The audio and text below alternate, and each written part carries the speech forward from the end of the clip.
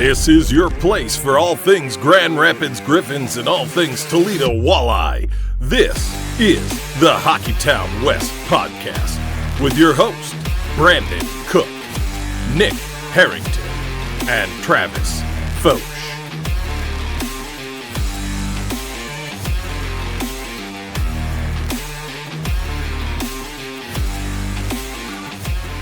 And welcome back to another episode of the Hockeytown West podcast, your source for everything Grand Rapids Griffins and Toledo Walleye hockey. I am one of your hosts, Brandon. I'm Travis. And we have, a lot to talk about. It's been a while since we've done a Toledo show. Your schedule has been not so crazy. What you said, 18 days straight, I think you're on right now with work, which is insane. So you'll power through this, and I'm heading into a crazy stretch of work, and it's all gonna be so much fun. But if you're new here, this is the episode of the week where we cover everything just Toledo Walleye. Usually Griffins talk tends to track into this episode too, but also Travis, this episode will feature a special guest too. Why don't you tell the folks about that? Erin Hamlen, formerly of the Toledo Storm, USA Women's National Team. She's the first woman to win a professional hockey game when she was with the Storm. So it was fun to sit down and chat with her. Obviously, so many years ago in such little time here that she didn't have a ton, but a lot more USA hockey. So, I mean, that was really cool to talk to her about, but also her experiences with pro hockey and honestly her upbringing with playing majorly with boys. She didn't play on a girls team really until college, which is wild to think about. That's crazy. Yeah, I'm excited. I didn't get to sit in on that interview, unfortunately, because of work, but I'm excited to sit down and hear that one when this episode comes out. It's always weird when there's interviews I'm not a part of, which is very rare, but then I actually hear it when the episode comes out. It gives me a reason to listen to our own show. After editing the show so many times, I hate hearing our own voices at this point. So I don't normally tune into them, but this will be one I'll be checking out. So I'm excited to hear all about it, and I think we're just going to throw it to that interview right away. Yeah, so cool. We'll throw it over to Erin here. When we come back, we'll dive into everything Toledo Walleye that's happened over the last week. And joining us today is a very special guest and a pioneer to women's hockey. She was the first woman to win a professional hockey game as a goaltender as a member of the Toledo Storm.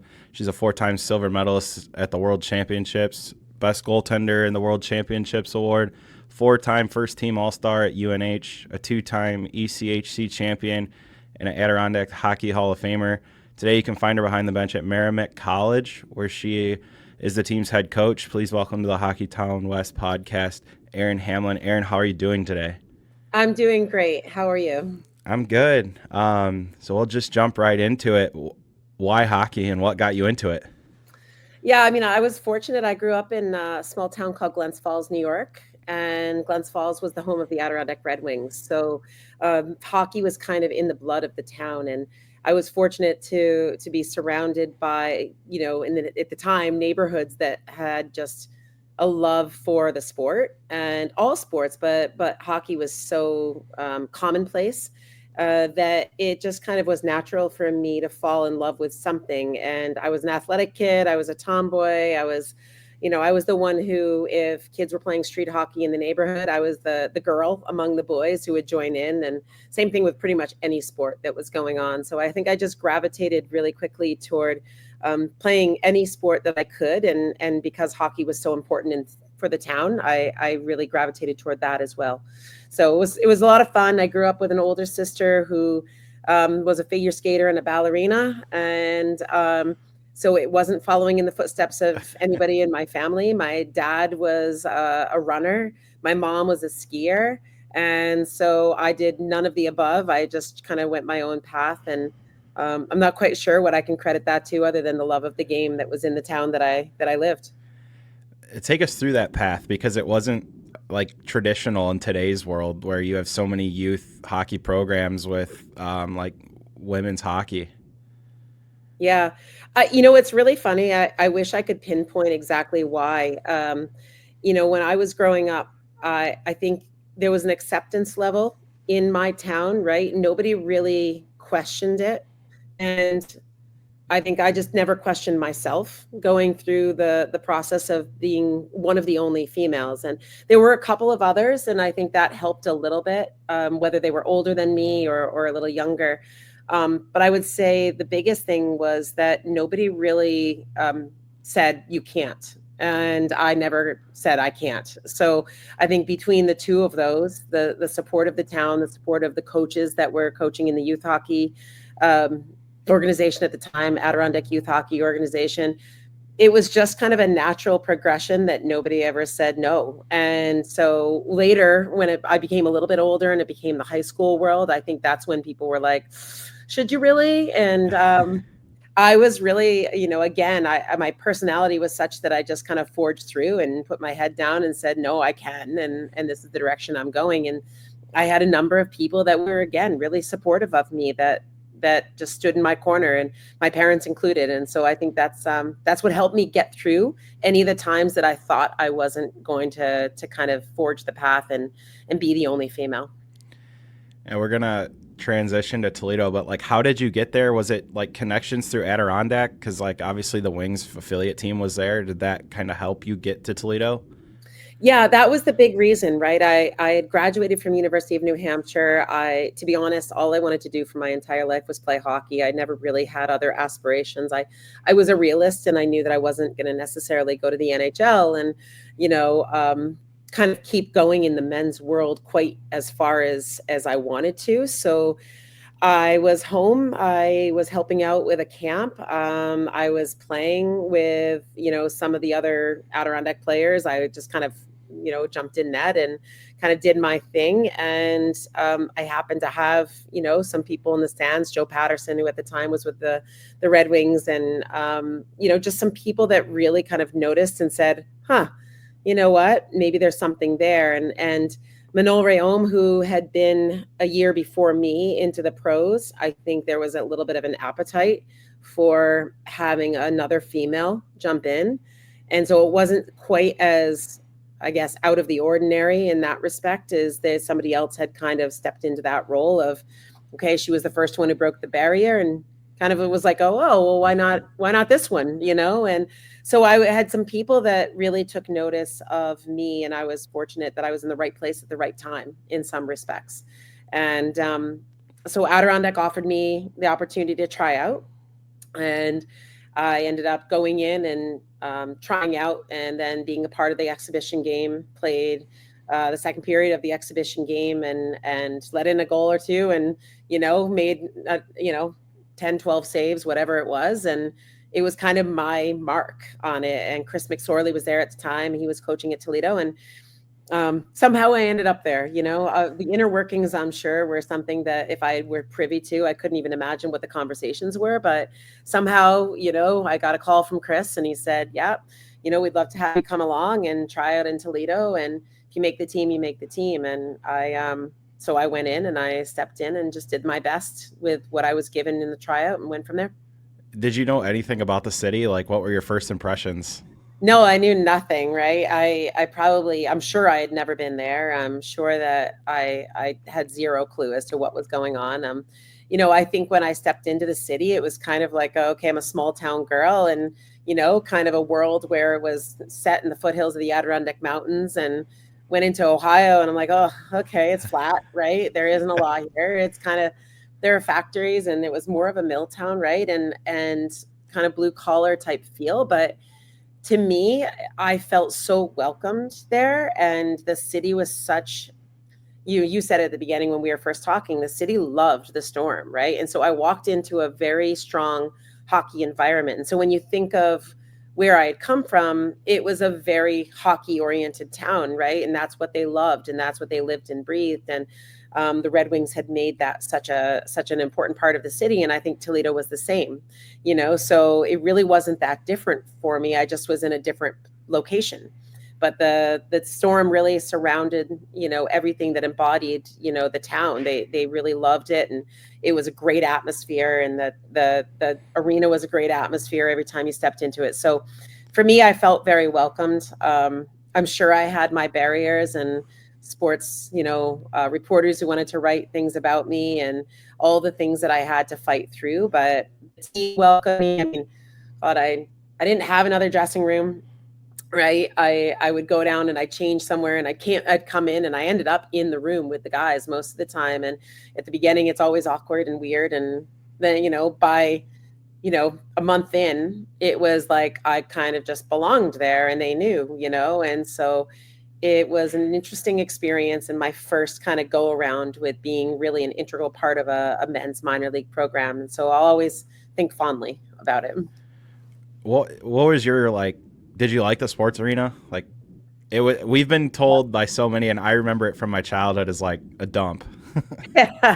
Well, I mean, yeah, it wasn't the nicest place in the world, but I think what made the arena what it was the bodies that filled it, right? And what I remember about it was that it was such a tight knit arena, right? Like you felt like people were right on top of you when you were on the bench and you were almost sitting next to the people in the stands. And to me, that was actually very unique, right? You felt like the team was surrounding you. The team in the arena was surrounding the team, right? And I thought that was a pretty cool experience. So when I was on the bench, I didn't feel like I was isolated from the town. And like I said, for me, I felt like it was a really cool environment to be in.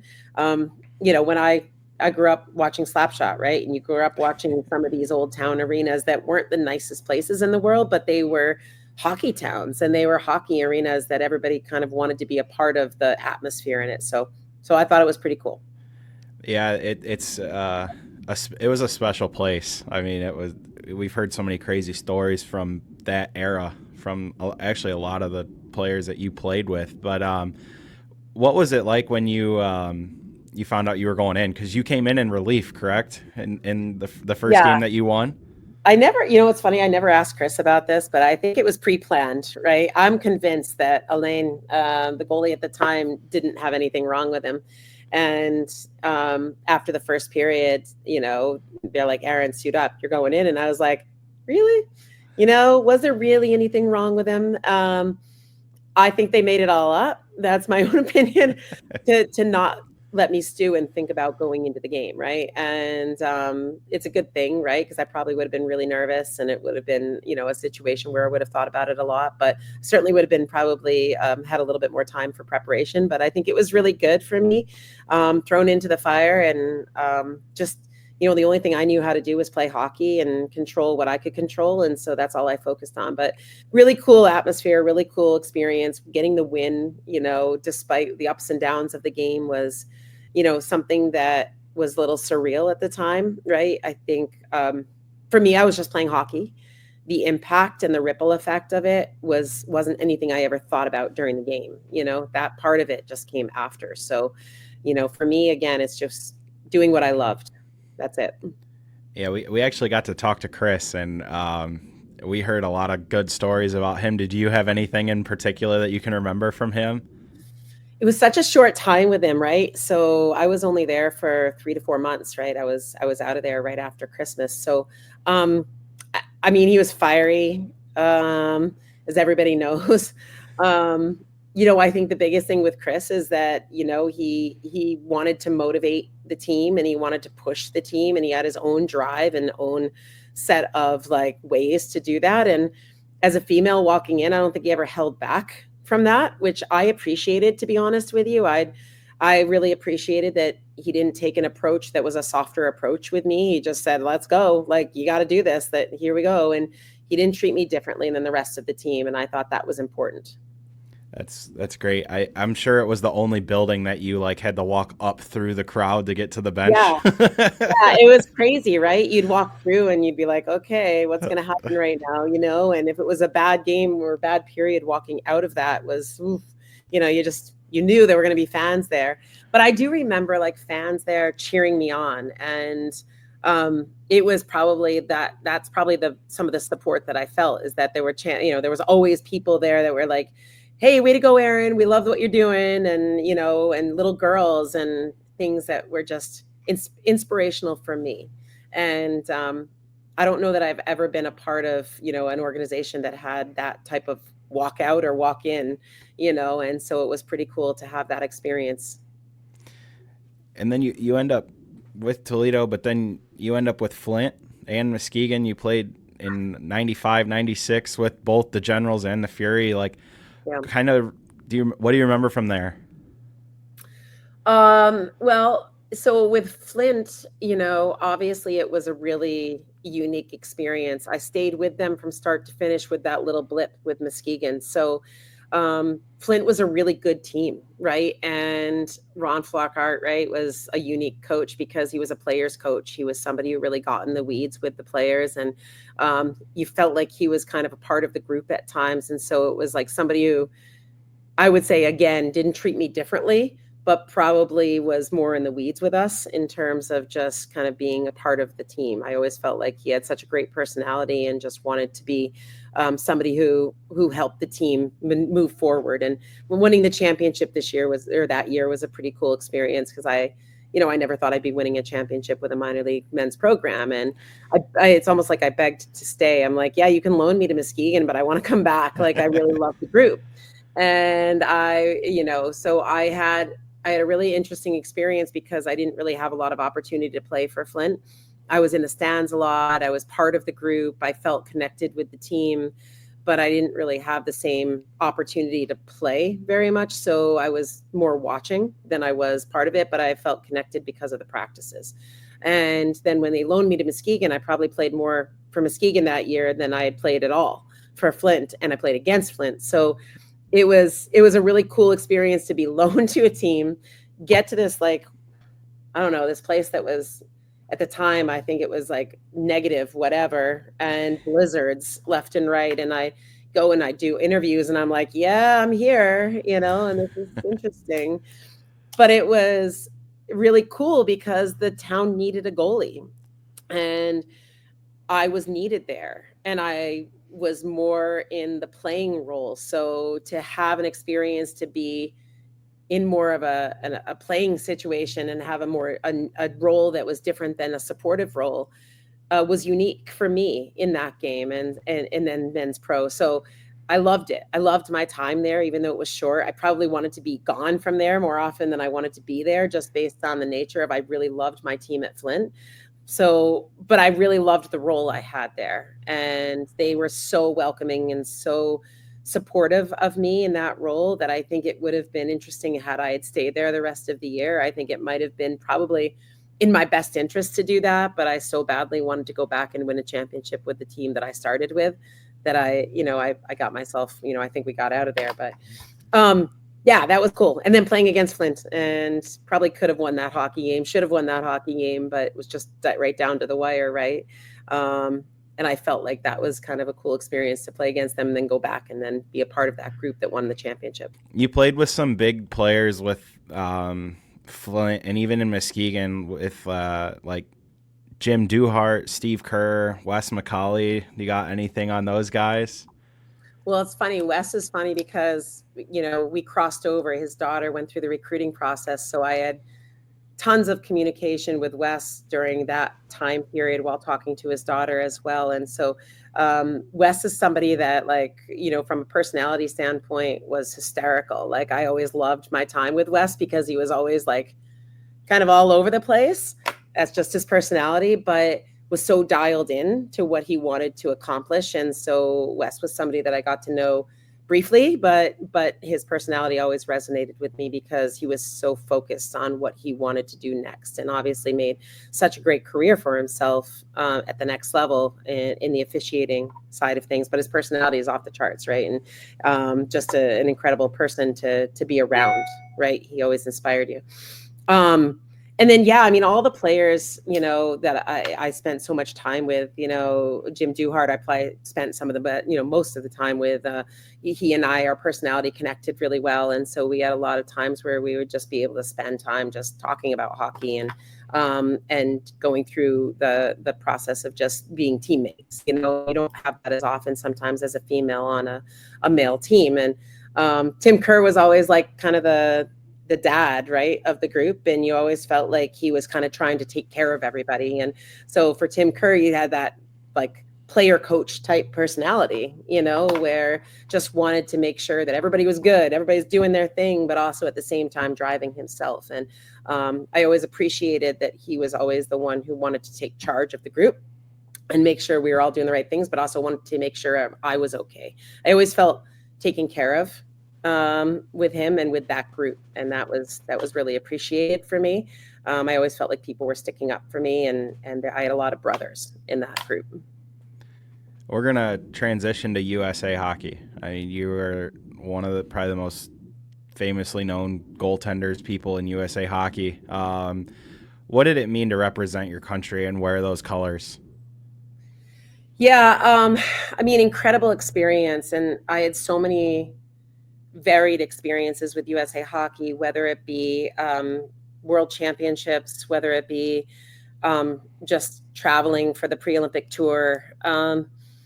I mean, some of the things that stand out to me the most are my first experience was, in 1992 with the World Championships, and just being a part of a really unique situation where you're putting on that jersey for the first time. And it was an honor, and it's always been an honor to wear the jersey. I think the thing I always tell people is what I remembered the most is the people. And I think playing with a group of women, because I had really not played women's hockey other than college, and I had kind of always gravitated back to the men. But playing with a group of women that had the same or similar goals and motivations and drive and compete level. And I think when you're at college, it doesn't always feel like you're in that same boat with all the women, because everybody's got their different strengths and skill sets and motivations. And it's not always that driven, purposeful. But when everybody's playing for their country together and doing that together, it was like suddenly we became this force and this group of people that always wanted to support each other no matter what. And I have some of my closest friends were both teammates at UNH, but also part of the national team program with me. And I always felt grateful, and still am, that I had those unique experiences with them. So what do I remember? I mean, of course, putting on the jersey and playing in front of crowds that I never could have asked for. And right now you look at the PWHL crowds and some of the pro women's hockey, and they're playing in front of tens of thousands. And for us, when we had 2,000 to 3,000, it was like, whoa, this is huge. And so I'm so grateful that we had those crowds, but I'm even more grateful that it's, that they're now moved into these buildings that are NHL buildings and filling the buildings. So really cool experience to be a part of the growth of women's hockey and the development through USA Hockey. Even better to see what it's done now, where it is today. So like when you're growing up playing hockey, like, is it the Stanley Cup? Is it a gold medal? Like, what was your, like, if I want to do this in hockey, obviously now they have the Walder Cup. Like, was it a gold medal? Like, what was the goal? I wanted to be an NHL player. Like, I wanted to go win a Stanley Cup. I didn't have a gold medal at the time to win, right? There was no pathway to USA Hockey when I was growing up. And so the only thing I knew was men's hockey, which is why it was really very special to play men's pro, right? Because that was kind of my dream, was always, I'm going to go to the NHL. Why not? I'm going to go and play men's pro. Why not? Which is why it was never a second thought in my brain. When I was asked, it was like, yeah, of course I'll do that. Growing up now, there's so many things to look at. And when I got into the early 90s and I was playing with USA Hockey, I didn't even try out for the first national team in 1990, or 1988 and 90. I never really knew it even existed. So it took me a couple of years and almost to my senior year in college to realize, maybe I should go play women's hockey there. Try out for the national team and see what happens. And I remember being one of like 8 or 10 goalies rotating through and taking 10 shots, rotate out, take 10 shots, rotate out. And that's how they made their decision, right? To bring us on to the next round. And I'm like, how do you know I'm a really good goalie right now, right? I've taken 10 shots, I get out of the, and I probably didn't let in many, but I mean, how do you really know who's going to be good in a game by watching that? So in some ways, you wonder how I got to where I did. And some of it was just, I think I was good in the right spot. Some of it was maybe they just noticed me being good at the right times. But I'm glad that I was good at the right times, right? Yeah. But yeah, I think I just, until the Olympics were announced, until I never realized quite how big it was. And so that wasn't until 96, really, 95, 96. So, then it became a really big deal. And being a part of the growth of the first women's, the announcement of the first women's Olympic team, the first time we get in a pre-Olympic tour, unfortunately making the cut, right, and going through that process, but being a part of, playing in front of these people that I never would have played in front of, and being a part of something that was so unique, going to China, going to Norway, going to Finland, going to Sweden, and, going on tour and playing and, and doing all the things that we did was something that I'll never have that experience again for the first time. But I also understand that it's just gotten even bigger. And so it's pretty cool to look at now. I've always found like international tournaments so unique because you get medals, not just like a trophy. You get 4 silver medals. I gotta ask, because I've often wondered, like, is it kind of in the moment like the hardest pill to swallow? Because I feel like you don't win silver, you lose gold. But after your career, like, you look back on it, you're like, man, 4 silver medals is great. I still feel like I want the golds, right? Yeah. So it's still hard for me, but I'm a really big competitor. I think, I'm proud of what I accomplished, and to me, the medals are the end result of a game, right?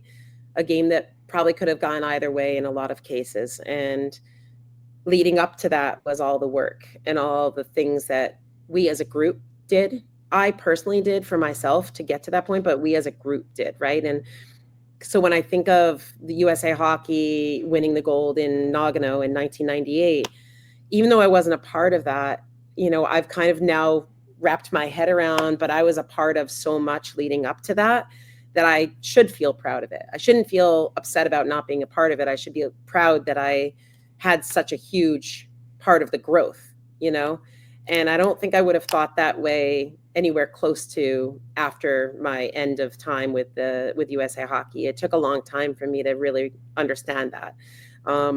But just like everybody else should be proud, the people who didn't make it, the people who made it and then didn't make it the next year, like, we all played a part in it. And I think that's something that everybody should take away from that experience.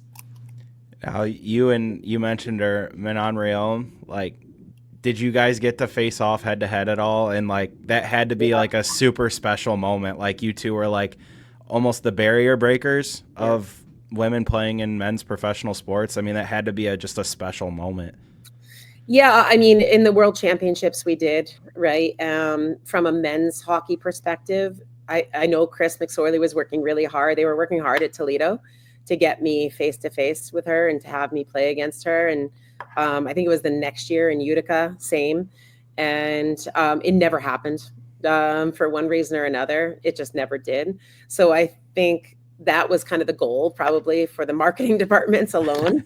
And it just never did until we got to roller hockey. And when I played RHI, I faced off against her when she was playing for New Jersey, and I was in Oakland. So I think that was, or Pittsburgh or Oakland. I can't really remember which one I was in at the time, but either way, that was our chance, right?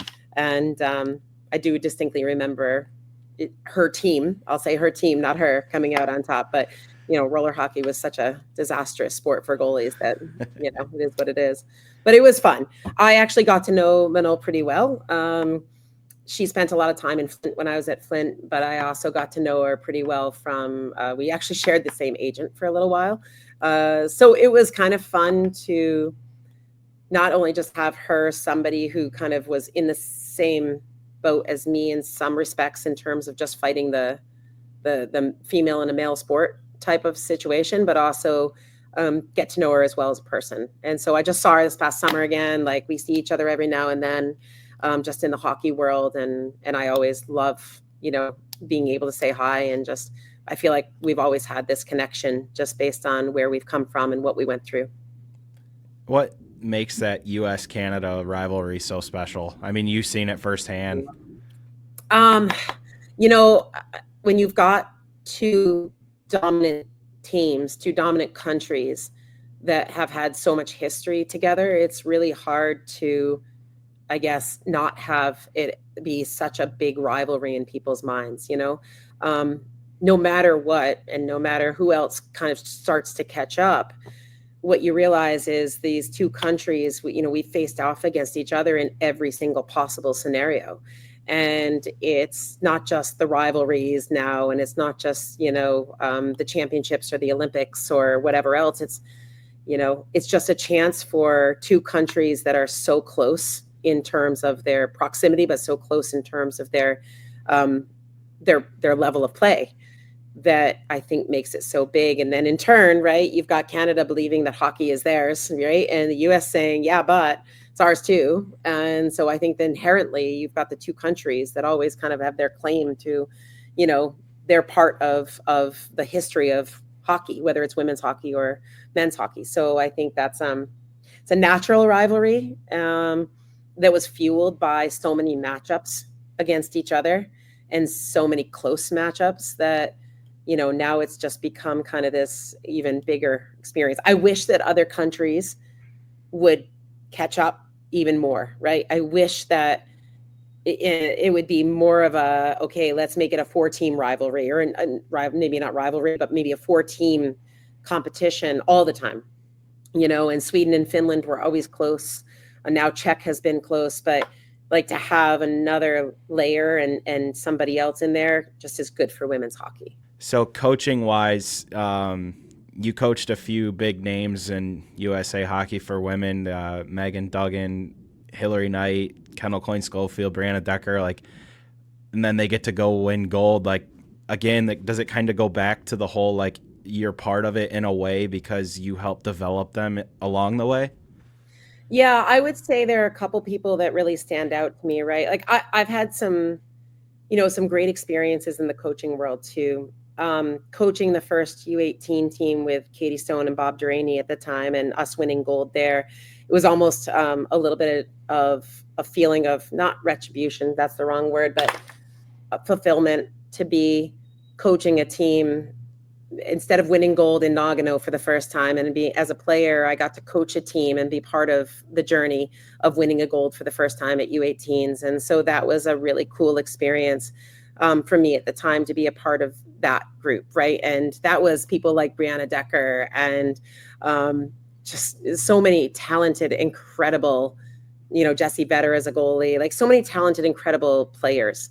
And I couldn't even begin to name them all, that went on to do incredible things with their Olympic team, right? And with their college teams. And so that was really cool. And being a part of even just coaching the USA Hockey national team with Mark Johnson, and being a part of that situation and playing in front of thousands and thousands, tens of thousands of people in Winnipeg.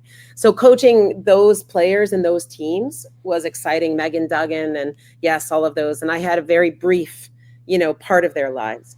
More rewarding is probably coaching people like Casey Bellamy for 4 years at UNH, and then seeing her go on and just do everything that she did. Those types of players that I had more probably of an impact with at a lower level, that's really rewarding. Michaela Grant-Mentis here, who's playing in the PWHL now. Dom Kramer, who was in the PWHL last year. Those players, I feel like I had more of a reward at the end because I was part of their developmental process. Whereas the players that I had a brief moment with, it's really cool to see what they did, but I think I was so short term in terms of the impact that it's more rewarding to have those players from the longer impact. Now the PWHL, you have to be like, where was this when I was playing? Yeah, I would have loved it, right? But at the same time, then maybe I wouldn't have had that same experience with the men. So, yeah, I think it's really phenomenal what's been happening, right? I think nobody would have predicted, I don't think, except the visionaries, where this could have gone in such a short period of time. And I know, I coached one of the first pro teams in Boston, right? And that was in the Canadian Women's Hockey League at the time. And when you coached it was the Boston Blades. And it was a really cool experience to be part of the growth of women's professional sports. But it was so hard because it still felt like it wasn't what was the players deserved, right? It was the first step into it, but not what it is now. And it just took time and growth of people having an understanding of what players really needed post-college to really have the resources and the marketing behind it. And, credit to Billie Jean King and her team and everybody that they've done to really impact the game of women's hockey by giving the opportunity to grow a women's pro league at the highest level right away. And so all those people, again, who forged the way by playing pro in the other leagues, it doesn't take away from what they did. It's the same as kind of what I'm talking about, what I did on the way through. Yeah, I was part of that growth. And then now look at where women's hockey is. Well, some of those players who jumped out of college and played and, did a whole, they worked a full-time job and practiced at 7 p.m. and 8 p.m. when they could, and then took time off of work to go on road trips. And that's what we did.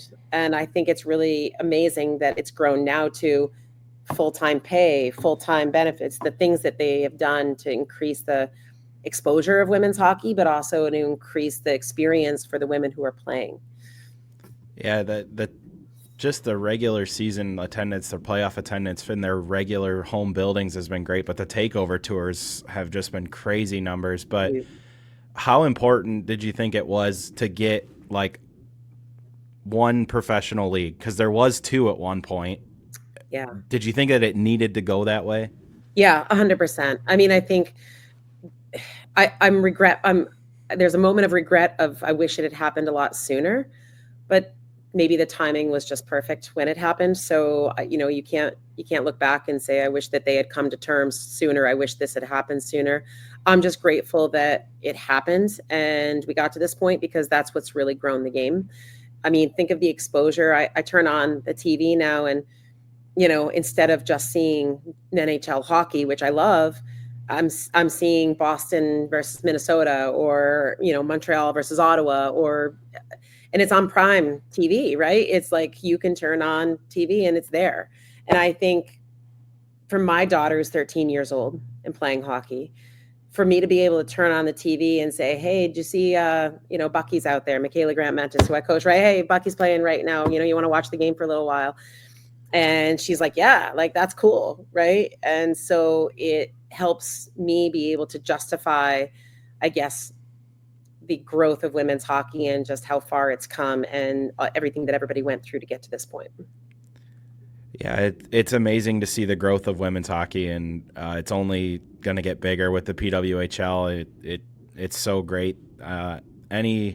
This is a sport that I feel is so hard because it's so expensive. And just to see more people wanting to play, getting opportunities to play, I think is the biggest thing, that it's only going to get bigger. So I just appreciate you taking the time out of your day.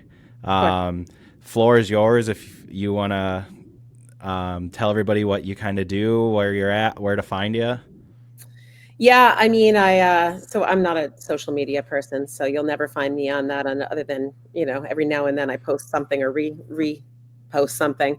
For me, obviously I always want to bring love to the Merrimack women's hockey community. And I've been coaching here for 10, this is our 10th season, but I've been here for about 12 years and started this program. So, for us, we're still growing, we're still building, we're still rebuilding at times, but I think support the college teams. If you're going to do anything, and you're doing something on a Thursday, a Friday, a Saturday, whatever it is with the kids, like come out and check out women's hockey if you haven't. Bring your kids, bring your family. It's such an enjoyable sport, and these women are pouring their hearts out from Monday through Thursday to play on Friday and Saturday, and they deserve the recognition. They deserve the bodies in the stands just as much as the men's game. And I think that what people find when they come is, whoa, I didn't even really know this existed. And so my plug would be, please, come to women's hockey and support the Division I, Division III women's college hockey games, because, it's great and easy to support the men. They get a lot of people, but come out to the women's games as well and see if you love it. All right. Well, I thank you so much for taking the time to just reflect on your career. I can't thank you enough. Thank you, Travis. Appreciate it very much. The 24-25 NHL season still has that new car smell, and the action is heating up at DraftKings Sportsbook, an official sports betting partner of the NHL. It's super easy for first-timers to get started at DraftKings Sportsbook. Try betting on something simple, like picking a team to win. And if you're new to DraftKings, listen up. New customers bet $5 and get $150 in bonus bets if your bet wins. Gambling problem? Call 1-800-GAMBLER. In New York, call 877-8-HOPE-NY or text HOPE-NY 467-369. In Connecticut, help is available for problem gambling. Call 888-789-7777 or visit ccpg.org. Please play responsibly. On behalf of Boot Hill Casino and Resort in Kansas, 21 and over. Age and eligibility varies by jurisdiction. Void in Ontario. Bonus bets expire 168 hours after issuance. For additional terms and responsible gaming resources, see dkng.co/ice. And we are back. Thanks again to Erin for hopping on the show. Obviously, we're recording this. I still haven't listened to it, but what was your biggest takeaway from that outside of just getting to sit down and chat with her? There's a few different avenues you could go. I think probably the biggest thing that I took away from it is her biggest goal was the Stanley Cup. Like, she wanted to win the cup. Like, I didn't know what to expect asking her that. Now it's like, is it the Walter Cup? Is it the gold medal? Like, what's your goal? Like, what was your goal as a youth hockey player? And it was Stanley Cup. So that was probably my biggest takeaway, and just her whole story, really. I mean, playing with men, not playing as much, like playing at a professional level with men, not women. Yeah, it's an incredible story. So that's awesome. Thanks again, Trav, for doing that interview and getting that lined up. We appreciate it. But let's dive into everything Toledo Walleye related now that's happened over the last week. We'll start with some news and updates. Trav, I'll have you run the folks through that. Yeah, so a few roster moves, really. Casey Dornbach traded to Greenville for defenseman Bobby Russell, who has 28 games played, 2 goals, 8 assists, 10 points. But I think the biggest thing that everybody's freaking out about is, and honestly, I kind of did to you at first, but is a minus 27. You see that as a defenseman, and you kind of are like, what are we doing here? But at the same time, like, look, there's a reason they brought this guy in. They must see something. And a change of scenery could always be good for somebody. In a corresponding move, they added Nolan Moyle, who played at Michigan. He'd been overseas in the KHL in 2 seasons over there. He had 67 games played, 13 points, and then he had 46 points in 5 seasons at Michigan. And he can play center and right wing. So there's your replacement for Dornbach, and then they added defenseman at the same time. Interesting moves. Like, I didn't see a trade with Dornbach being involved coming up. I thought he was starting to kind of find his way with the team, but I guess if you're going to make a trade, you got to get rid of somebody, right? But yeah, you sent me that morning, and I saw that minus 27 and went, ugh. And then I looked at Greenville's record and like kind of the structure of their team, and I was like, not as concerned anymore. The Walleye have a much better structure than Greenville does, and I think once he gets acclimated to that structure, he'll be fine. Will there be errors and mistakes early? Probably, as you're adjusting to a new team, but I don't think there's any reason to sound the alarm when it comes to a minus 27. Again, plus minus it's one of the most overrated stats in hockey unless there's an outlier, and sure, minus 27 is an outlier, but at the same time, like you said, change of scenery, new team. I think they can change a lot for him, so that'll be interesting. And then there was another piece of news involving the mysterious goaltender of Gage Alexander, correct? He's finally played games, but not with Toledo or Grand Rapids.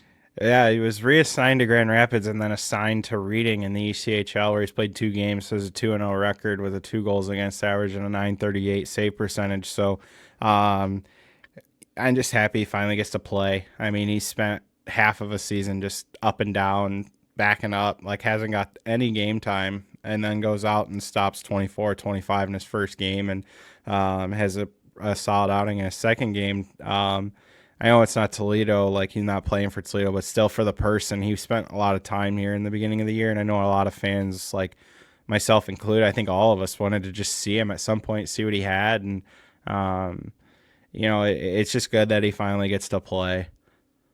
Yeah, I think one of the things that I took away when we talked with the goalie coach in Toledo, Austin Kaiser, he kept talking with Gage and being like, you'll get that chance. Just keep doing the work. And, he got the chance and he went out there and he showed that he's been doing the work. So I guess credit to the coach in that situation there to keep him game time ready to go out there and in your first game, put up a good performance, get first star of the game. That's awesome for him. And yeah, like you said, happy for the player because no professional player wants to sit in the press box. And his situation was such a strange one to everybody, especially when he was even acquired in that trade by Detroit originally. Everyone's like, why? We have a million goalies. But again, the Red Wings work in mysterious ways, and you're just happy to see a professional hockey player getting to do what he loves and play the game of hockey and do pretty well in his first 2 games. So happy for him. And then, of course, on top of that, when it comes to the Walleye roster, some guys are still missing on their assignments with in the AHL and their PTOs out there. You got Matt Anderson still with Utica, Grant Gabriel still with Cleveland, and Mitchell Lewandowski still with Milwaukee at this time. We didn't see Gabriel play at all when the Monsters were in town this past weekend. So, like, if you're not going to play him, can you send him back type of situation? Come on, Cleveland. Like, for real. That's the most frustrating thing when they sign these PTOs, because for them, you're like, you want to see them get that shot and go play. Like, we're always excited when a guy signs one because he's getting that American League shot. But then if they just sit him night after night, you're just like, come on. Yeah, that's probably the most realistic answer that is possible to be said. You're like, come on, just send him back so we can play. Like, you're happy for him. I would assume, get the pay bump. I would assume so.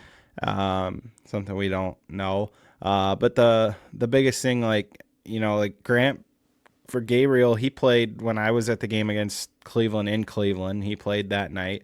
And then I just listen, it's hard enough to keep up with 2 teams, 3 teams at this organization, let alone you start throwing in 4, 5, and 6 with guys on loan to other teams. I'll occasionally ask a good buddy of mine what's going on. If he knows what's going on, he's a little more up to date with that than I am. But yeah, I mean, hopefully, if they are up there, they can start to get some games. If not, can we have them back? Because as you're about to hear, we kind of need them. Yeah, spoiler alert there. Yeah, Matt Anderson's played 1 game so far for Utica. Okay, come on. And Lewandowski's played 4 for Milwaukee. So, just send them back. Come on. It's ridiculous. One of the last pieces of news here, not the last piece, but the Walleye dropped another jersey for a theme night this year. Their Fins and Feathers game, which is what I'm guessing a collaboration with the Toledo Mud Hens. And I want to get your guys' thoughts on the jersey. I'll pop it up on screen for the YouTube viewers here. Trav, I want your initial thoughts here. What are your thoughts on this jersey? So I actually kind of like it. I think what they did was kind of neat. On the obviously it would be the right side as walleye colored numbers, and a fin in the yellow sleeve. Left side is Mud Hens colors for the numbers, and then a feather in the sleeve. You got a baseball theme in that little red triangle on the bottom on the Mud Hen side, and there is a design. I don't know if it's a walleye fin type thing in the blue. Looks like it in the light blue there on the other triangle. But what I love is the main logo. You got the fin on the top and the feather on the bottom. That's kind of sharp. So I think they did well with this. I like this better than what they did the one that I can remember where the Mud Hens wore a walleye themed baseball jersey and the Walleye wore a Mud Hens themed hockey jersey. So I definitely think it's unique. It's something different. That's probably the biggest thing that sticks out for me is they kind of went different, and I can appreciate that. I mean, look, if you're combining the 2 teams together to create some kind of theme jersey, they nailed it on this. They have features from both teams. They did a really good job making it even down the middle here for both organizations. And with the way Toledo is with the Mud Hens and the Walleye and how close they are in proximity and how much the fans love both teams, it's a great jersey. I don't know if this is one I'd pick up, but I'd really consider it, honestly, because it's just a good look. It's something different. It's fresh and something I haven't seen before. The Peanuts theme night, they've seen it a couple of years now, and the other type of theme nights are just repetitive, and other teams in the league have them. But this is not something that a lot of teams can do. Especially, with we don't have a Griffins Whitecaps jersey up here in Grand Rapids, even though that would be a sweet idea. And if they're listening, do it. But at the same time, this is a good one. I like it a lot, and I think they did a really good job with it. I like the little details, like you said, the baseball and the fin design. And I didn't catch the numbers thing until you just pointed it out while talking about this, which made it even cooler. So I also like the little Toledo abbreviation up in the neckline too, and the separated colors. It's just a good jersey. So hats off to them. Another good theme jersey, which is pretty common for this organization. Yeah, I think they've done 3 that really stick out to me this year. That one, they, like you said, they did a good job of blending both teams, which is kind of fun. That one, the Bullfrogs one, and the Kids Day one, those are probably like my 3 this year that were like, okay, I would maybe get these. But yeah, so, it's funny you see like all of the fans are like trash or good or fun or not fun, and it's just like, it's just fun to judge like who you can kind of see on a repetitive basis when they release new ones what certain people kind of like and lean towards versus other people, because it's generally like a lot of the same, like especially in the like Toledo hockey page. It's just so much fun to watch like all the different opinions kind of collab on what they like and what they don't like. So that's what's cool about that page, really. Yeah, we like opinions. So drop your opinions of the jersey in the comments below. Let us know what you think of it. If you're thinking it's trash or you think it's good. Again, I think it's a good one. And last piece of news involving the Walleye. A lot of news for the Walleye. It always seems to go that way. Sometimes the Griffins, we get like one thing, and then the Walleye, we have a list. But this one's kind of special here. Obviously, this year there's no ECHL All-Star game. They skipped that this year. They went with the Heritage game, which we're going to talk about that. That was between Kalamazoo and Toledo. But they did announce an all-star roster, and the Walleye have 3 representatives for that. You got head coach Pat Mickish and Brandon Hawkins and Tyler Spezia too. All 3 definitely deserve the honor of that. I know there's no game, but still being named to the all-star team is a really big honor. I'm sure they're all not taking that lightly, and it's exciting to see 3 people from Toledo get recognized for that.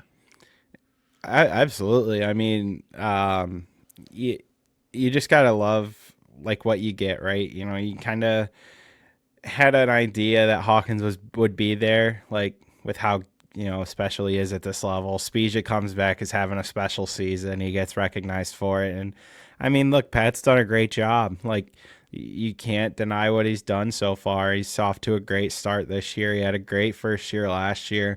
To get 3 representatives, albeit there's not a game this year, but still to have 3 representatives is a special feat. Yeah, 100%. So congrats to them. And there is jerseys that'll be available for auction. They're already sold. Already sold? Never mind. Ignore me. How am I not surprised? Were they just buy now? I don't. Or was it an auction? Well, it said it was an auction and it ended in February, but like I clicked on the Hawkins one and it said sold out, and the Spezia one was sold out. So Toledo fans, like, just like that, like, done. Didn't even get a chance to look at the link, guys. Come on. I don't like. It's weird. I was just looking at it. It's on the Dash app, and you click on it and you scroll down, and like Hawkins sold out. Winning bid $1,000. Like, event closed. Both of them were 1,000. So I don't know if it's like first to 1,000 or what the deal is, because I think like every one that's sold out has been 1,000. So that's actually crazy. Yeah, it's weird. So the winning bid's just if you hit 1,000, it's just an automatic dub. All right. Yeah. That's what I'm seeing too. It didn't even get to look, fans. Come on. Jeez. Yeah. Insane. I love it. And it's like, look at the Griffins. I mean, like, you get the guys that have been in Toledo, and their jerseys are like almost sometimes more expensive than some of the Griffins ones. Yeah, those used to be my fallback if there was a specialty one that I really, really wanted, but I didn't want to pay top dollar and didn't care whose name was on it. I'd fall back on a guy that wasn't playing there. But yeah, thanks. You guys have ruined that for me too. A lot of people have caught on to that in the last year too. I've noticed. Hence, most of the specialty jerseys for Grand Rapids that were in my closet for a good amount of time were Walleye players, or just a specialty jersey that wasn't that popular with most fans. Now this year, I'm empty-handed so far because the Jurassic Park ones were expensive. And I remember looking specifically and seeing some of the Toledo guys. Like, even I think Doucette almost hit 1,000. I'm like, come on. Carter Mazers went for $713, and Alexander Doucette went almost 1,000. Guys are insane, and we love you. It's amazing. Enough news and all that fun stuff, because we'll go on a jersey tangent for a while. Let's jump into these games here, and they're not as fun to talk about as what we normally have to talk about when it comes to the Toledo Walleye. Little bit of a rut. Rough stretch. Little bit of a rut. I'll just get it out of the way now and say, everybody just breathe. Like, it's okay. Like, it will be fine. look, if you go through every hockey team at almost every level, they go through like a 2-week rut. At some point in the season, like look at the Oilers. Well, they were like what 2-9 at one point. Was it this year or last year? Like it happens to good teams. Like they go through a rut. Like it's not who they are. They've already played half the season. They're in first place. Like you can't complain with where they're at. Yeah, you see the whole, same thing every year, blah, blah, blah. Oh, well, like, okay, would you rather be in this position or in the cellar every year? Like, come on, take being in first, be happy, and just move on. You're going to hit a rut at some point. Yeah, I mean, even we're in a rut right now in Grand Rapids, and I'm not sitting here going, oh my God, it's the end of the world. You know, I mean, there's definitely been some questionable games, but, you know, hey, you know, ruts happen, and, you know, at least they're not reacting like the Oilers, and their captain's not cross-checking people in the head, and Hawk don't get any ideas. But yeah, I mean, let's dive into this. You have the first game that we will talk about. This was be last Friday. Toledo on the road in Fort Wayne, and they dropped this one 4-2. Walleye goals in this one. You had Brandon Cruz scoring his 4th of the season from Brandon Hawkins, and Jalen Smerrick getting his 5th of the season from Hawkins and Spezia. Smerrick's starting to find the back of the net more consistently here, and I'm liking to see that. Yeah, I mean, definitely, like we said at the beginning of the year, if you can get a net positive out of him, it's what you want. You know, you see some people commenting things, and yeah, you know, stuff happens with guys. It happens, like penalties are out of position at times. Look, it happens to everybody. But at the end of the day, if you're still making up for it offensively, that's all that matters, right? Like, you know, if you're a net positive at the end of the day, I think everybody's happy with that. And I believe he's like a plus 16 or 17. So it's not like he's a minus 27. So at the same poor guy. At the same time, I'm just saying I had to do it. No, it's good. You're starting to see that consistency offensively. I think he's starting to settle in, right? You've seen his name a lot on the score sheet in the last few weeks. So, and the goal by Cruz, that was unbelievable. I don't know if you got to see the replay. I did see that one. Oh my God. It was unbelievable. That was like Hawkins-esque, like how he froze the goalie on that shootout goal. Like it was almost the same play. Like, yeah, that was silly. It was pretty. I was a big fan of that. And like, again, like watching back a little bit of this game, like I didn't play a bad game. No. And one thing I'll note, you know, in this one, you know, Bednar had a decent night, not his best night in this one. Or sorry, Gylander had not a decent night, but not his best night, right?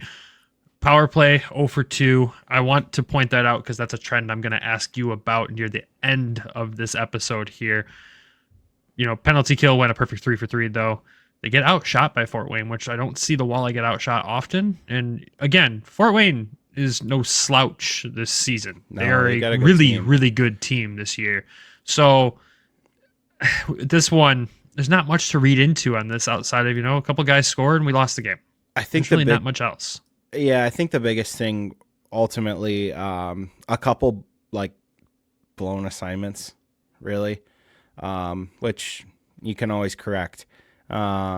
And really one that Carter probably wants back. He probably wants that 4th one back. It just kind of squeezed through him. Like he just didn't squeeze it tight enough to his body. But, yeah, again, it kind of goes back to don't sound the alarm. Like you're 2-2 going into the 3rd period in Fort Wayne. I think you're going to take that 9 out of 10 nights. If you're tied over there, like that's not an easy place to play. I want to point out that it's a horrible building to watch on television because the guy like zooms in and like follows the puck around and you're like, it's awful. You're like, oh my God, I need it almost feels like you have motion sickness. Like give me some medicine here. Yeah, that's my biggest takeaway. Probably just the first goal is a great little pop play. Like the little guy like popped out into the open part of the zone in the slot and they found him and he made a good shot. 2-on-1 ties the game at 2. Partial breakaway goal gives them the lead, and then a net front drive on a play that I'm sure Carter was like, if you talk to him, he's probably like, yeah, I'd like to have that one back just to not make it a 2-goal deficit. Obviously, they couldn't get that tying goal, or wouldn't have tied the game because they didn't get a goal in the 3rd. But it's just one of them nights. I mean, it's not your night. Some nights it's your night, and some nights it's not. Some weeks it's your week, some weeks it's not, you know? That's true. It's just a reality of the situation. I wouldn't say they were horrible. I wouldn't say they were great. But at the same time, like, all in all, it's, you're not going to win 82 games or 72 games in this league, and you're just not going to do it. It's not it's just never going to happen. No, 100% not going to happen. But outside of that, we'll move on to the next game, and this was the Heritage Classic game, right? This was pretty big deal. The ECHL made a big deal out of this one. I know they had a lot of media there. You saw a lot of pregame videos. There's been interviews shared with Hawk and other fun stuff that they did. It was kind of a fan weekend for the fans in Kalamazoo as well. Before I dive into the game, though, I got to talk about this, and I'll use the final score graphic for it. The jersey, when it came out, in love with this jersey. Absolutely loved it. Saw the full kit together and went, ugh. It's bad. Again, I've said it to you guys in our group chat. That same light blue that's in the sweater, make that the shorts color. And this was a whole different look. I understand you're going for an older time look. Or even navy. Sure. Like navy would have been great. The shorts ruined the whole thing. I know that's such a picky thing to complain about. Too, no, it's not. Oh my God. Listen, I'm like the biggest equipment nerd there is as far as like uniforms and like, here's my thing with this. I guess you would call it cream. It's great as an accent color, but when it's the primary, I'm not a fan, like at all. Like, don't get me wrong, I still might buy the jersey just because we finally got a alternate jersey that's fully stitched by the Walleye. Yes. That in and of itself is a reason to almost buy it. But like I'd almost have rather, like, you look at probably the best outdoor game jersey ever, which is the Wings in 2014 with the red, and it was two-tone red and cream, but it was a base red. I think if they would have, even if they did the base cream, which is fine, like you said, it's really the you call them shorts, I call them pants. Whatever. Yeah, I think if those were navy, it would have looked even sharper because it would have matched the helmet better. Look, I'm a big thing on your helmet should try to always generally match your pant color. Like, I think generally aesthetically that always looks best. But I mean, it's not horrible, but it's not great. Like, it's too much cream for me. Like, the shorts were too much. Yeah, no, 100% agree. I do like the old time style gloves Hawk's wearing in that photo there we got on screen for everyone here. Those are sick. Those are nice. Again, too, a full kit for a specialty jersey in minors is rare. And Toledo does it pretty often, which is rare. And I do love when at least it's a full kit. But again, the pants, as you say, no, I'm not. And I want to point one other thing out about this. I got, I think, 3 or 4 messages asking if the Walleye were playing outdoors. Because it's I wish. Well, you look at the name; it screams outside, like Heritage Weekend. Like, I was like, no, they're playing inside. And they're like, what? And I'm like, why did they call it Heritage? And it's like, well, hey, it ain't. If it was my decision, they'd have been playing outside. Like, if you want to make it Heritage, like, what does Canada call their outdoor game? The Heritage Classic. Like, Hockey Heritage Weekend. Take it outdoors. Again, I will say this till I'm blue in the face. Fort Wayne, Toledo at the Glass Bowl. It would be great. But we're going to talk about the Walleye at Kalamazoo now. I mean, Kalamazoo could have knocked out the park and put it at Bronco Stadium at Western. I mean, I'll say this too. They could have done that, but dude, their kits were sharp. They were. That all navy look I thought that was crispy. I'll always give teams credit when they come out with a good kit, and I thought that was a really good one. But it's fun. Like you said, they finally got a full kit. The fans got a fully stitched jersey, which, if anybody in the front office listens to us, like, please, please, please, please, please just spend the extra money. Do the full stitched. Like, it just makes everything so much better. It's better quality. It looks better. The fans are 10 times happier. Oh yeah, there they are. There you go. For the viewers, I'll throw the Kalamazoo kid on Yeah. there. It is a good look. That's sharp. Now see, that's again, you're using cream as an accent color, and that's where it works well. So that's what I meant. Like when you say, when you use it as an accent color, it looks sharp. I agree. Enough about the looks and what we wish and wanted to happen with this game. What we wanted to happen was a win, but that didn't happen here. Running you through the Walleye scoring in this one. Pilon kicks off the action early in the first period, gets his first goal of the season from Dornbach and Pietila. Kalamazoo responds with 3 goals, 2 in the first, 1 in the middle of the second period. Toledo does try to stage a comeback in the third period here and tie the game up. You have the first goal from Carson Bantle, gets his 12th of the season from Pietila and Dornbach. And then Pilon had his second of the season from Jalen Smerrick and Dornbach. Dornbach put together a nice little 3-point game here. Goes to overtime, and unfortunately, Kalamazoo is able to close the deal on that one there. Jan Bednar stops 30 of 34 shots. Kalamazoo outshoots Toledo 34-31. Toledo goes 0 for 5 on the power play, 2 for 2 on the penalty kill. Then obviously, this was not a game I could watch. I was in Grand Rapids. I know you were working, but you caught bits and pieces here. So I couldn't watch it either. Yeah, walk me through just the thoughts on this game here, because one, I hate losing to Kalamazoo, especially in Kalamazoo. But 2, like, this seemed like such a winnable game for Toledo that a really bad end of the first and middle of the second period and just not being able to capitalize on the power play really shot him in the foot. Yeah, well, I mean, yeah, kind of. I think the biggest thing is flow, that they dropped the ball big time. It's Hockey Heritage Weekend, and we couldn't watch the game. Like, it was so bad. Flow was horrible that night. I think Nadine was live. I know she listens, so shout out to her for at least going live in the arena to give some of the fans something to watch on Facebook Live.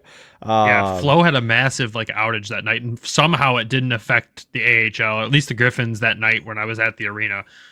So because we were still able to do our thing in post clips and everything. So luckily the Flo outage didn't affect us for once. But yeah, that does suck. I think the nice thing, like, Pilon finally gets rewarded. He's been working all year. He's kind of one of them energy guys that, when he gets a goal, it kind of is like, let's go. Great goal on the first one, batted out of midair to kind of stay with it, go down and score on a breakaway. Again, though, like, the tying goal in the first period, a missed assignment backdoor, just some stuff to clean up. And like the second one, like, the puck went flying up in the air and lands in the slot, and a quick shot happens. But when that shot happened, there's 2 Kalamazoo guys standing right in front of the net, and they're behind 2 Walleye guys, or like there's no Walleye guys there.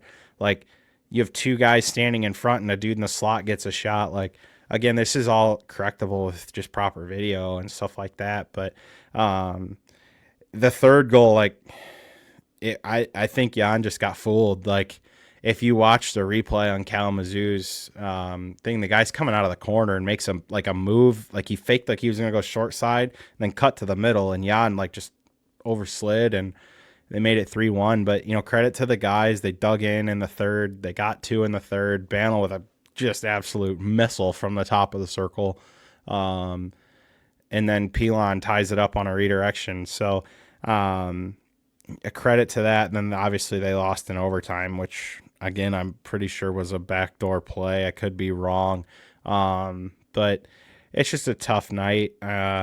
Credit to the guys for battling back. I think they'll be happy with how they played the third period. But again, you keep hearing full 60, full 60, full 60. They just got to figure out that full 60. And the second period is normally their best period right now. This team, for whatever reason, they love to play in the second period. They just got to get the start going. Yeah. But again, you said, 0 for 5 on the power play, which we'll get into later. But that's really my takeaways. Again, a couple of missed assignments, guys left alone in front. For a team that's been much better defensively overall this year, when you go through a rut, things just stand out. And I think, again, it'll be corrected. Yeah, I mean, I hope so with this one. You know, the other thing I got to point out from this, just the weird stat, because it was talked about a lot in Grand Rapids with Carson Banto while he was here for that stretch of games, and how many goals and lack of assists that he had in his time in Toledo before he got the call up. He's got 12 goals this season. He's 5th on the team in goals, and he's still got that one lone assist there. It's such a weird stat when you look at a player overall. He can find the back of the net like crazy, but apparently just doesn't make the first or second pass to set up the goal. I don't wonder how many third assists you'd have there, but you know, at the same time, just a fun stat. It's a weird one, but it is good to get him back in Toledo and good to see him scoring goals. I mean, I know that's huge, and I know Toledo wants reinforcements as soon as possible here, which we'll talk about more later, but it's just a funny stat. But outside of that, man, my last question about the Heritage game itself, does Toledo plan on wearing these jerseys at home at any point in time? Because I saw Kalamazoo already auctioned off theirs. I'm not sure, because I think they're doing like a Hockey Heritage weekend in Toledo, but I don't know if they're wearing these jerseys. I'm pretty sure the Toledo ones are available for an auction too. I looked and I did not see them on Dash, at least, unless it's somewhere else. It was on a different website, but I couldn't find them on that website. So it'll be interesting to monitor. I hope they do get to wear them at home. I'd like to see them in person, even though, like, again, we've already discussed we just complained about him for 5 minutes, you know. But you still would like to see him in person. I mean, the jersey is sharp. I don't like that stripe in the middle. It screams Montreal. To me, you don't copy Montreal. Like, it's Montreal. Like, that's one of the best. Not really copying them, but that's a whole nother argument we can get into. It's basically the same jersey with the stripe in the middle, my guy. Okay. I'll let you have that one for the moment. But just to spare the listeners. I do hope they get to wear them at home. I'd like to see them in person. They are selling them in the store. I mean, the jersey itself, like I said, it's really nice. So I do hope we get to see the full kit in person. Yeah, I hope so too. Moving on, we've got one more game to talk about, a random 1:00 Monday game. I know that's pretty common with Martin Luther King Day. There's a lot of afternoon games in the hockey world, but I didn't know that translated over to the ECHL as well. They had this 1:00 matchup on the road, again, at Cincinnati here. And again, it's another loss. It's a tight game. It's a close game. You know, first period, Cincinnati scores. Second period, Cincinnati scores. Third period, again, while I try to stage a comeback, it looks like here, Trenton Bliss, 6 minutes into that period, gets his 13th of the season from Hawkins and Spezia. I feel like I haven't said that sentence in a while with the three of them together. But that goal was on the power play there. You know, but that's the only scoring the Walleye had. They dropped this one 2-1. Carter Geilander stops 25-27. Walleye get outshot again, 27-24. They go 1 for 4 on the power play, 4 for 4 on the penalty kill. Explain this one to me, because I know Cincinnati's still, I don't want to call them dog, you know what, but they're not great still this season. I know they're figuring things out and getting a little better, but losing to this team just hurts with how rough their season's going. I think they were talking about this during the broadcast. They were talking about us since he's like quietly starting to catch, like, almost. And they've passed Kalamazoo in the standings. They're 8-1-1 in their last 10. So yeah, they're heating up. Like, they could make a push for that 4th spot. They were talking about that on the broadcast. But again, you know, they scored on, I think, their first shot on another cross ice play, like 2-on-1 type deal. And then the second goal, Geilander made a great save initially, and like the puck just like landed on the guy's stick. Like, there's a defenseman standing there, and the puck just happened to land like right where he would just shoot the puck, and it was wide open net. Like, it's just like, oh dang. But like, again, you know, no quit. They try to stage the comeback. Like you said, it was nice to see them finally convert on the power play. Nice play by Bliss to pick up the rebound and outweight the goaltender to the backhand and make it a 1-goal game. But obviously just not quite enough. Again, it goes back to, you're going to go into a rut. It happens. But, you know, all in all, they couldn't kind of solve the goaltender in this one. At times they had some looks. I wouldn't say they had a ton of looks, but it's just what it is, right? Like we said, it's 4 losses in a row, and you just gotta stick with it and honestly just keep supporting them. Yeah, 100%. Like, 'cause again, we don't sound the alarm here. Like, a 4-game stretch it happens. A 4-game loss or losing streak, it happens. I'd rather it be now than in April. Amen to that. But during that 4-game stretch, there is something I do want to ask you about specifically, just to get your opinions and thoughts. during that 4-game losing streak so far, they are 1 for 13 on the power play. Is there a reason to sound the alarm, at least on that side of things? Because this is usually and typically a very lethal power play team, Well, especially with some of the guys they have. I think they're still third in the league. Like, so they're still top 5.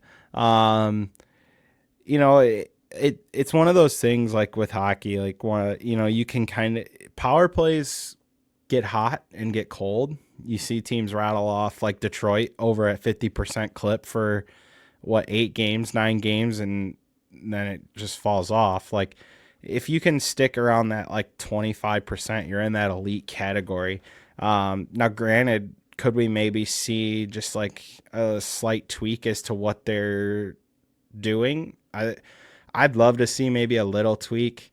Personally, I'd like, it's so hard because like you see Hawkins make the loop, get the puck, and just wrist shot in the net. But at the same time, like you see a guy like that and you're like, Ovechkin's spot. Like put him at the top of put him on the face-off dot on his off wing and let him just rip the one-timer.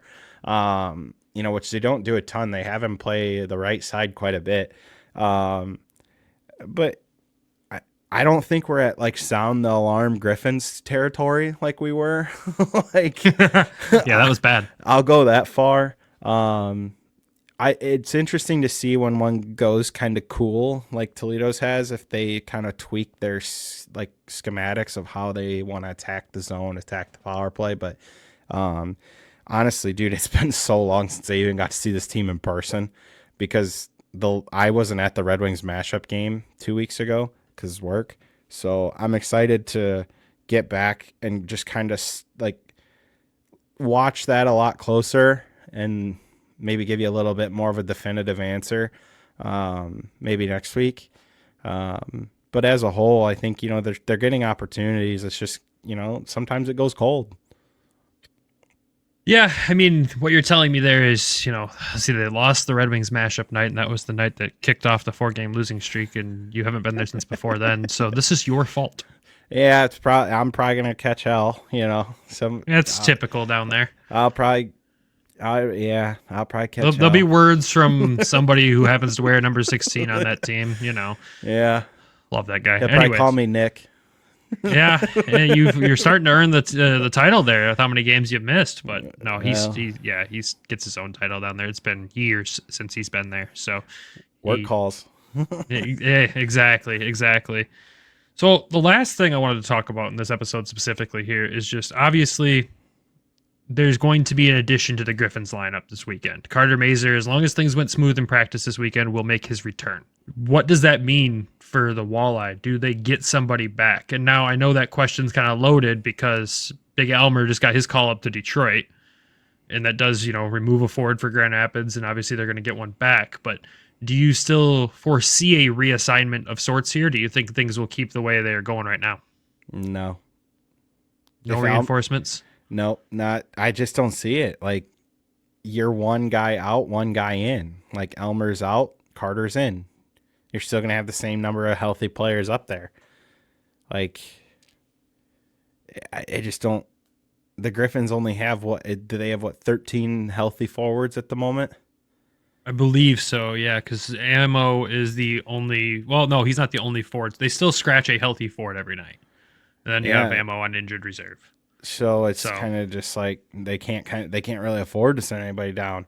Now, had they not called Elmer up, then yeah, there's a discussion to be had. But, you know, with Elmer's call up, that really threw a wrinkle into this whole thing.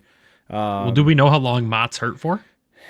They haven't said, but, you know, like Mott's hurt, Petrie's hurt, like, and they didn't use an emergency recall on Elmer. I think Elmer stays up, especially with how he played Tuesday. Like, I would agree with that. He played very well in his first game back. So I think it just makes it tough to get a player down here. Now, as Detroit gets healthier, which is hopefully soon, do they trade somebody, or do they waive somebody? Do you lose that guy on waivers? Does he go to the Griffins? Then you see a reassignment. But honestly, man, I don't know. Like, this is where it makes it tough. Like, ultimately is like, is Emmett Finney, when his season's over, is he going to be Toledo bound or GR bound? I would probably say GR. With the way he's tearing it up, good God. At that point, does Hunter come down, get his 5th game, at least be playoff eligible? Like, do we get a look at Seager for 4 more games to make him eligible? Like, I don't know. Like, guys got to stay healthy up there for that kind of thing to happen. Now, there's other possible additions on the way. Like, you could see an MBN come over.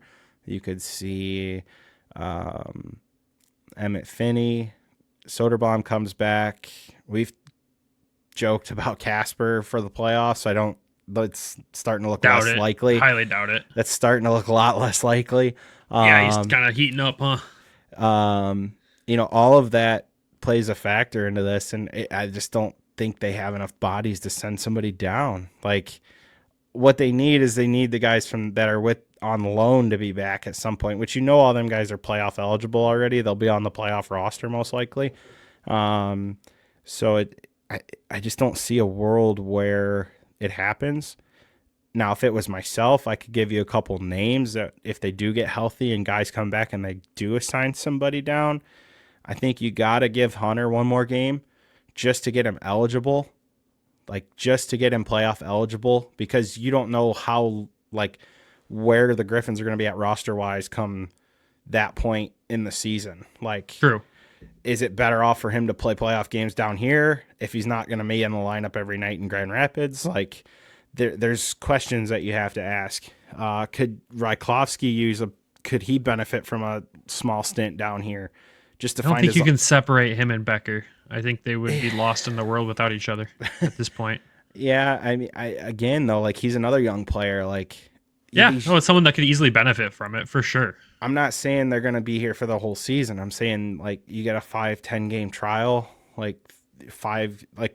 just send a guy down for 5, make these guys eligible to where, like, if they're bubble guys for the Griffins in the playoffs, barring an injury, like, you could use them down here. Like, we've seen it before. Yeah, it's so weird because in the past, like, Toledo fans would get frustrated with how many call-ups Grand Rapids would have, with the roster situations we've had in the last, not really last year, but the year before that, it was awful. And then this year, it's not Grand Rapids picking it apart. It's other AHL teams picking the team apart at this point, which is the part that sucks the most. And yeah, I mean, it sucks to break it to Toledo fans that reinforcements, at least from Grand Rapids, they're not coming soon. But hopefully the other guys that are assigned to the other AHL teams will make their way back here shortly, because the team needs them, man. The team needs a lot of these guys. And I think that the trade as well, there's other things in the background on that too that we won't get into because it's all speculation. But at the same time, like, it kind of tells you that they don't think the guys are coming back really relatively anytime soon. That trade and the one signing, you're like, we're not getting anyone back from GR at least. Hopefully we get our other guys back is basically what that all says. I think what it says to me is, like, look, we haven't seen Redekop in weeks. Like, that might be a little longer term injury. I don't generally ask those questions. That's what I said. I wouldn't get into speculating. I've seen so many rumors about what the injury is and how long the term is, and we won't say yes and no because we don't know. So, on the back end, that hurts. You lose basically 2 guys that were on your top 6 to start the year. Your big mid-season addition in Anderson to a recall.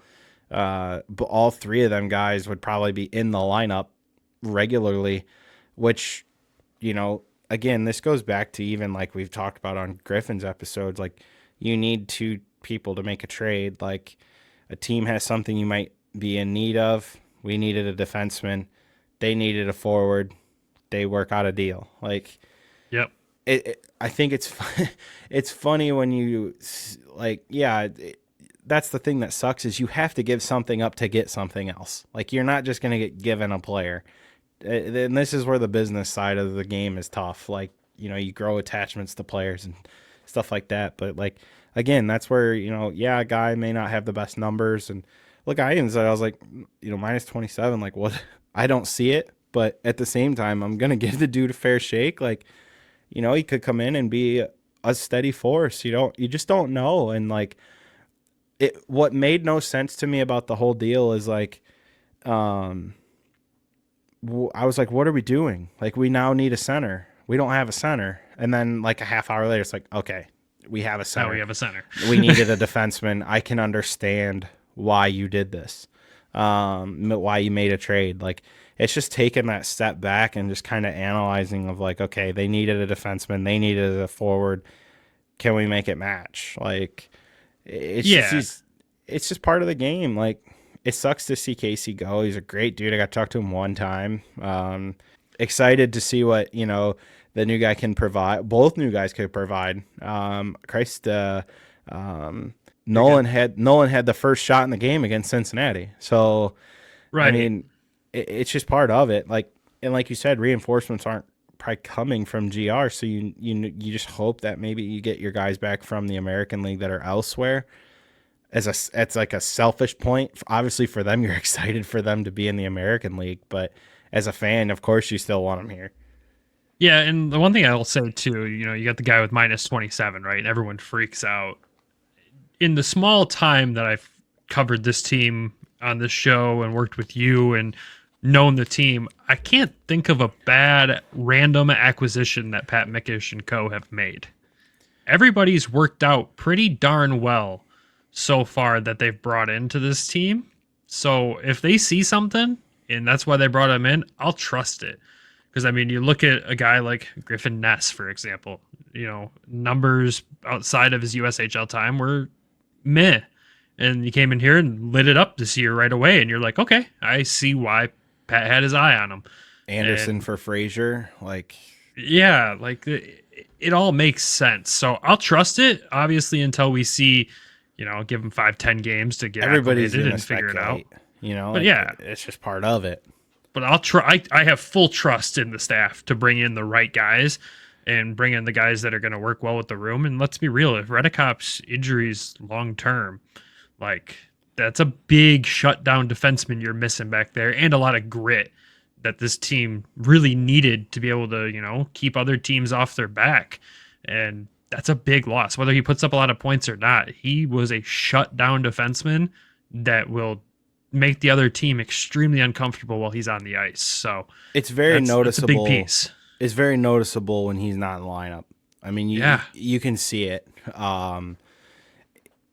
It just shows how important he is to that back end. Hopefully, like we said, hopefully he's not out much longer. Yeah, maybe you'll have to see if you can ask Pat this weekend and not get the standard Dan Watson coach answer of we don't know. Yeah, maybe he'll give you a little bit to bite on there, and at least reassure fans that he'll be back this season, right? Because I've seen that tossed around too much, and there's zero information to back that up. So yeah, it's just again, just hope that he's healthy. Like as long as he's back by April, like again, like maybe get a few games in before just to get healthy, but. That's the biggest thing. Like, look, they see something. Their scouting's generally always been pretty solid in bringing in acquisitions. Like you said, I kind of got full. Initially, I was taken back, but now that I've digested it and seen what kind of the reasoning behind, like, okay, they had a different center lined up to step in. They needed a defenseman. Okay, I get it. It makes sense. Move without signing the other center, you're sitting here going, what? I'm like, but then what that all happened. And I was like, what? Initially, I'm like, what are we doing? Like, we just traded a center. Like, we needed a center. And I'm like, what are we doing? And then all of a sudden we've also signed a forward and can play center and right wing. I'm like, okay, now there's your replacement. So you're replacing a guy to fill into that similar role, basically. He's a big guy. Yeah, he's like, what, 6'2"? I think he was 6'4". No, he's not that big. I think he's 6'2". It's not like we're getting Hunter here. But I think the biggest thing is just like... Oh, sorry, he's 6'2". It's the... 6'2" still big. Bigger than what Toledo's had in the past? Yeah, he's still a big guy. So, again... And I think like the one, it. Yeah, the one thing too that I've seen is a credit to Mark from the Blade. He asked Pat about it and said he's a great penalty killer. So that's huge. Not that the penalty kill's been bad, but like That's huge. Anytime you can add a guy that can kill penalties is a great thing to have, and if he can chip in offensively, like, great. It's just got to be, a matter of them just getting back on track, and that starts this weekend. Like, look, I can guarantee you, if I talk to anybody down there, they're pissed off more than the fans are that they've lost 4 in a row. Like, just reality of the situation. Nobody hates to lose more than the players. Absolutely. You know what else starts this weekend too? The jersey reversal. Dark jerseys at home, light jerseys on the road. I love it. I prefer a dark jersey at home. Never. That's because you're not a hockey purist. Oh my God. All right, before we get off on a tangent here. Whites are for at home. Ask. It's just the best part of wearing white at home is you get to see all the colors in the league come into your building. It's the best part about it. I'll move on. I digress. That's all I've got for this week's episode for covering the Toledo Walleye, though. Anything else that you have to add, man? Yeah, just the upcoming schedule. It's Players Weekend. We get the Bonefish nickname jerseys. Oh, my favorites. Friday and Saturday with Kalamazoo and Iowa, and then Paws and Pucks on Sunday. So no goal horn Sunday. That'll probably be the night they scored 9. Wait, they don't do the goal horn for Paws and Pups? No, because of the dogs. It's such a loud noise that interesting. Grand Rapids does. Oh, geez, and that horn's loud. It is too. I think they tone it down. It's definitely not as loud as it normally is, but they still fire it off. So that's what you said. That I'm like, huh? Yeah, Toledo doesn't do it. They keep it friendly for the pups. So I like that better. Yeah, it's nice. It's a fun time. I mean, the dogs are cool. You hear them barking mid-game. That's fun. And then the jerseys. It's a fun weekend. I've always enjoyed the nickname weekend. Looks like we got the mayor on Hawks jersey with the little teaser video. That was pure gold. No Hansons. That's disappointing. No, you got to go with the mayor. It's a classic. It is. It's so good. I'm excited to see. They did kind of put out what everybody's there's going to be already. They did? I didn't see that. Yeah, if you follow their TikTok, they said what their nicknames were after practice the one day. So I missed that one. Yeah, it'll be it's always fun. The jersey, again, it's kind of a repeat from 2 years. I'm a big fan of the Bonefish jersey, and you know that. Whether it's a repeat or not, it's still one of my favorite jersey designs Toledo does. Like, the Bonefish logo itself is so cool. Like, obviously, I don't want it to be their primary, but it's such a good logo. It's a great one-off. Like, I like the logo, but the jersey's so similar to 2 years ago to where it's like, But we'll digress. We've had a lot of jersey talk today. Yes, we have. We definitely have had a lot of jersey talk. Sorry, folks. But yeah, outside of that, we'll wrap this one up. Thank you, everyone, for tuning in. As always, you come to the later week episodes. Those are always Toledo Walleye. The early week episodes, always Grand Rapids Griffins. So if you're looking for that content, we'll be back next week with the Griffins. Obviously, they have a nice little stretch of games this weekend here with Manitoba on the road. Hopefully some revenge for them after Manitoba came to town and beat them both games. Hopefully they go in there with a little chip on their shoulder and light it up. Be interesting to see what the lineup looks like without Elmer Soderblom too. So make sure you tune in next week for that. But outside of that, we got to thank our sponsors of the show, of course, DraftKings and the Hockey Podcast Network for being great partners with us, and Everything Hockey Clothing Company. Make sure you head over to everythinghockey.com. Use code WEST to save a few bucks off your order, and it supports the show. We appreciate you guys that already go there and use that. Make sure you go over there, pick up some hoodies and everything. They just released, I think, like 6 more of the Selly hoodies that they have. They're always dropping new products, and I always want to buy more. Then I look at my closet and go, how many of their hoodies do I already have? I'm a big hoodie guy, as I say, not wearing one in this episode. But anyways, make sure you head over to everythinghockey.com. Use code WEST. Like I said, save a few bucks off your order, and it helps the show out. But of course, the show would not be possible without our Patreon subscribers. They are what make this show go and make us do a little extra stuff. We are dropping a new Patreon exclusive episode for you guys as well. It'll already be posted by the time this episode goes live, so hope you enjoy that. Nick and I sat down and talked about some random topics, including our unfiltered thoughts on the Stadium Series jerseys for Detroit and some other stuff. Sorry, Travis, we did that talk without you. I know. Unreal. You're so disappointed. Now I'm pissed. Yep, there you go. That's why I saved it till the end of the episode. But like I said, head over to patreon.com/Hockeytown West podcast. Check out the tiers we have over there and join everyone else that's already supported the show. And everyone who's joined and already supporting the show are John in Florida, Elaine, Grace, Griffin, Randy Zick, Derek Sleezer, Lori, Alan, and Michael Alsante. Thank you all for the love and support. We appreciate you guys so much.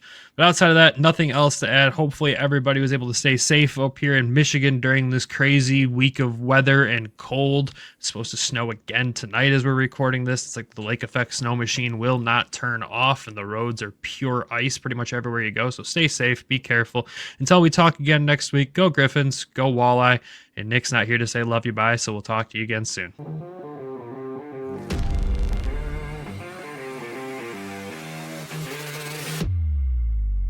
Thank you for tuning in to the Hockeytown West podcast.